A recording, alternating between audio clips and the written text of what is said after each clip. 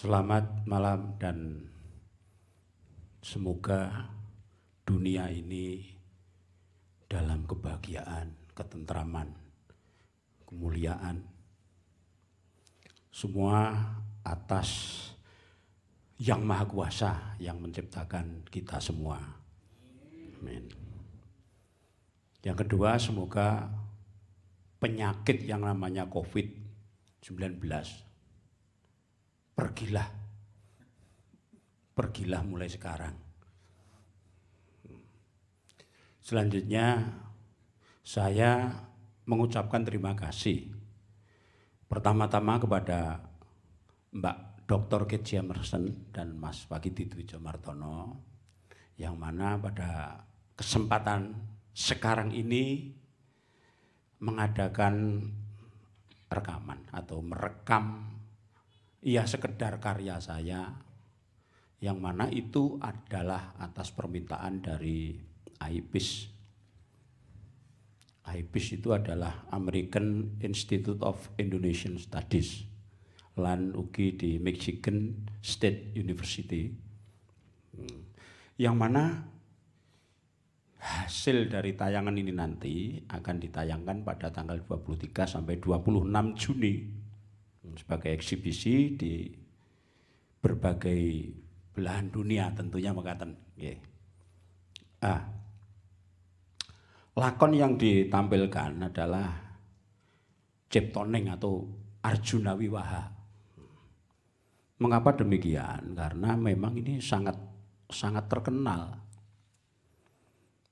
Terkenal karena memang kecuali Arjuna Wiwaha itu terdapat pada Wanaparwa, bagian ketiga dari Mahabharata.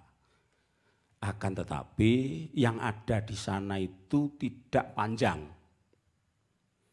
Dan oleh Empu Kanwa, leluhur kita Empu Kanwa itu dibikin Arjuna Wiwaha yang sangat panjang dan sangat indah, karena hasil ciptaan yang pertama Empu Kanwa itu yang kira-kira tahun 1019 sampai 1042-an, itu di zaman Raja Erlangga.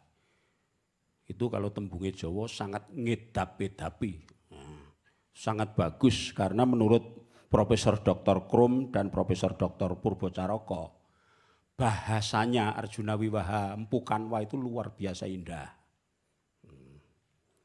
Dan lakon ini itu sebenarnya di Mahabharata intinya itu hanya Wyasa itu menyuruh Arjuna untuk ke Himalaya.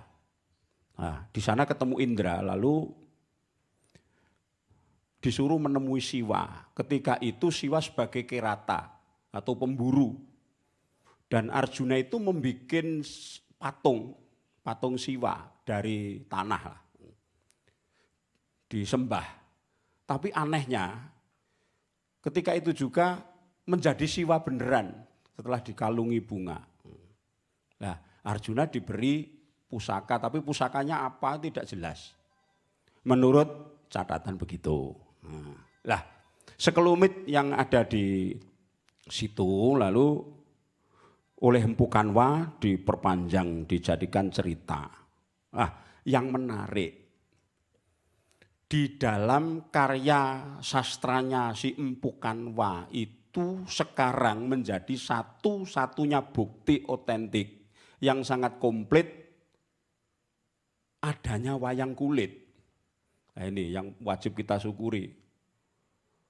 Karena di sana ada kata-kata hana nonton ringgit manangis asekel mudahi depan huwes wruh towen yan walulang ingukir molah mangucap. Jadi itu sudah sangat jelas bahwa ketika itu sudah ada pertunjukan wayang kulit, karena menyebut begitu.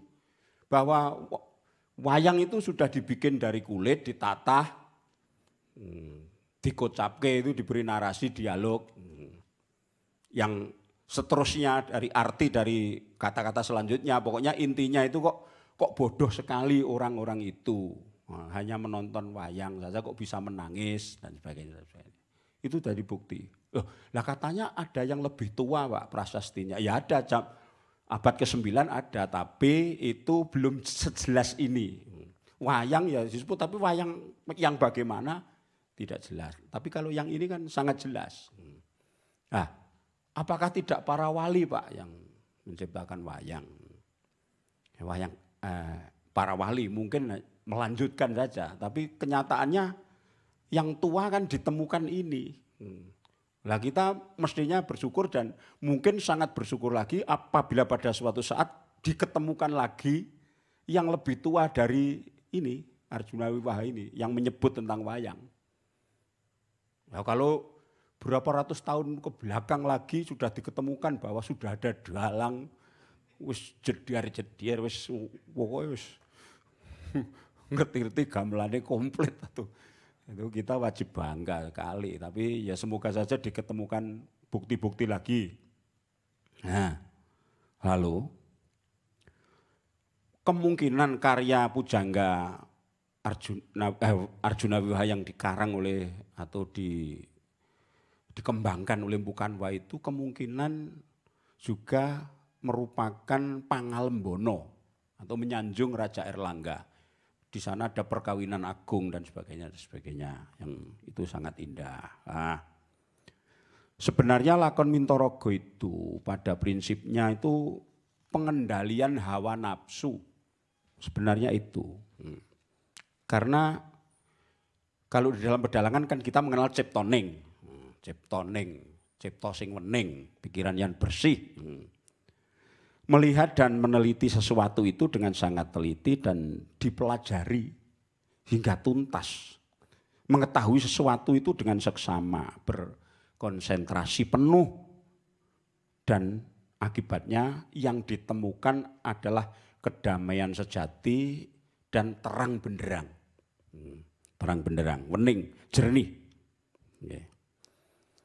Tekad bulat dan yakin akan sesuatu yang berangkat dari kesucian itu hasilnya akan baik. Berangkatnya dari kesucian hasilnya mesti baik. Sesuatu yang berat jika dilakukan dengan keyakinan pasti tidak akan terasa berat. Itu ciptoning, makanya maknanya itu dalam. Jadi dua sisi yang dilakukan. Di satu sisi Dharma sebagai seorang kesatria, di satu sisi dia ingin nyari roh Brahmono, jadi pendeta yang wening. Nah, makanya kalau di dalam pedalangan itu kan bantahnya itu sekitar itu. Sekitar itu. Apakah bisa pekerjaan dua sisi yang bertolak belakang kok dilakukan bersama-sama? Misalnya kalau pendeta itu kan mesti selalu panembah, selalu sugih pangapura atau pemaaf dan sebagainya, tidak membunuh. Tapi kalau kesatria kan tetap membunuh. Nah, itulah. Nah, banyak sekali terbukti banyak sekali yang menulis lakon ini. Misalnya kalau tidak salah itu kecuali di Mahabharata tadi jelas di Wanaparwatika itu Mpu Kanwa, lalu Mintorogo yang ditulis oleh Pakubuwono III. Lalu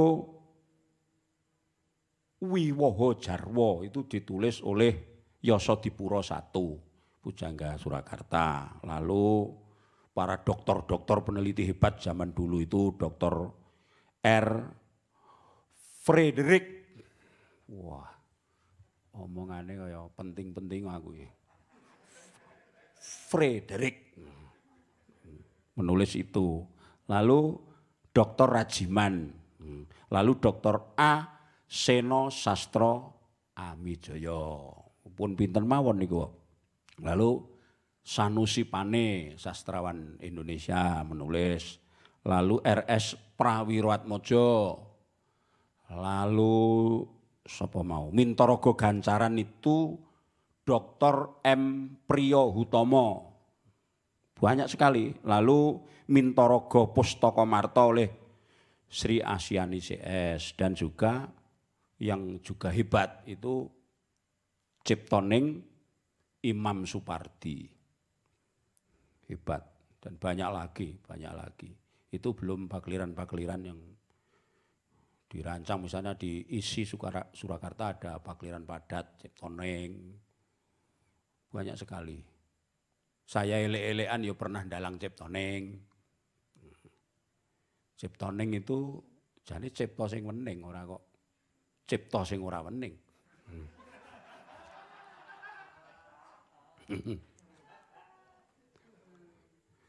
Tapi ya kadang-kadang aneh kok. Kadang-kadang ada warung sate saja namanya Ciptoneng.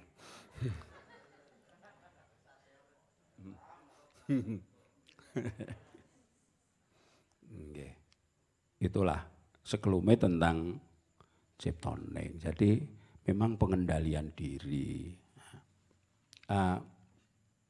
Karena itu di dunia pedalangan termasuk lakon lebet seperti Dewa Ruci itu, Ciptoneng itu kan lakon-lakon lebet, lakon yang bermakna dalam.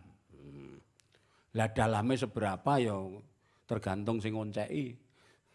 Oncek-oncekane kados pundi. Mungkin sekelumit ini berguna, terutama juga mungkin nanti disampaikan oleh Mbak Dr. Keci kepada ya Aivis bahwa sebetulnya Ciptoneng itu banyak ditulis dan sangat dikagumi dan juga banyak beredar di dunia pewayangan kita dan hampir setiap orang hafal dengan lakon ini. Tempo dulu, sekarang ya mbah nek iki apa mau dijenengke Wahyune ya Wahyu apa ya? Wahyu Pasopati. Wah. Saged, mbok menawi saged. Iki malah nanti menjadi teka-teki lho, apa mau di sepanduk itu Wahyu Pasopati. Oh, apa iki? Bareng wis nonton, oh Ciptoneng. Ciptoneng. Terus kalau yang sudah hafal, oh Ciptoneng, mulih. Oh. Eloknya lakon-lakon konvensional, lakon-lakon pakemisasi itu sebenarnya apa ya? Penonton itu sudah hafal. Sejatinya kalau Dewa Ruci kan berarti begitu substansine. Nek Ciptoneng kan mesti ngono kuwi. Tapi kenapa kalau di desa ada wayang lakon itu kok ya masih ada nonton aja loh. Masalahnya itu apa? Masalahnya CJ kulit, CJ anggit. Jadi walaupun mungkin tempo dulu juga sanggit itu mirip-mirip mungkin. Tapi wong itu mesti nonton karena nanti bagaimana ya bantahnya Resi Padya dan Ciptoneng. Apa sing tak cekel iki apa? Yang saya pegang ini apa? Wah ginitri. Ini di Inggris kan ginitri. Ya ora ngerti. Wah ginitri itu. Ada semacam tasbih itu loh. Tak jupuk 10 hari piro. Lah tinggal tadi bilangannya berapa, jumlahnya berapa. Kalau jumlahnya 100 ya diambil berapa ya supaya jadi 30, 70. Saya ambil 70 tinggal berapa? Tinggal 30. Lah kemana? Ke aksara Arab, katanya begitu. Dalang tempo dulu. Lalu digagas ya aneh, wong wayang kok tekan Arab barang. Terus diambil 10 lagi tinggal 20. Kemana larinya? Ke aksara Jawa. Hono Caraka dan itu 20. Tapi kalau tempo dulu di zaman agraris benar dan di desa saya itu orang-orang tani itu kalau nonton seperti itu tuh ya mantuk-mantuk. Dalangnya pandai betul. Kok iso wah jinitri.